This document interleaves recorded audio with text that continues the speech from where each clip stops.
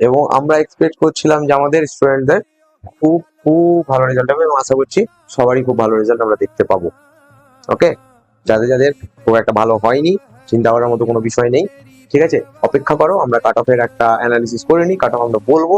তোমার মার্কস যদি সেরকম থাকে তাহলে খুব ভালো, অপেক্ষা করবে। যদি সেরকম না থাকে চিন্তা করার দরকার নেই, ঠিক আছে, ভেঙে পড়ার দরকার নেই, আর মন খারাপ করারও দরকার নেই।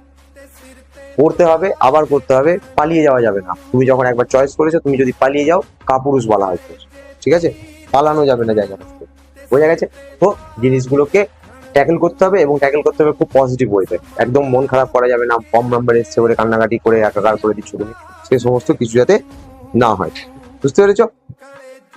পালানোর কোনো জায়গা নেই, আমাদেরকে ট্যাকেল করতে হবে, আমাদেরকে ফার্মলি দাঁড়িয়ে থাকতে হবে। বুঝতে পেরেছো? মন খারাপ একদম করবে না।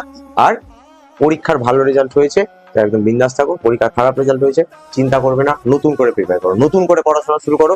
কোনো রকম ভাবনা চিন্তা সরিয়ে দিয়ে একদম নতুন করে পড়াশোনা শুরু করতে হবে, ঠিক আছে?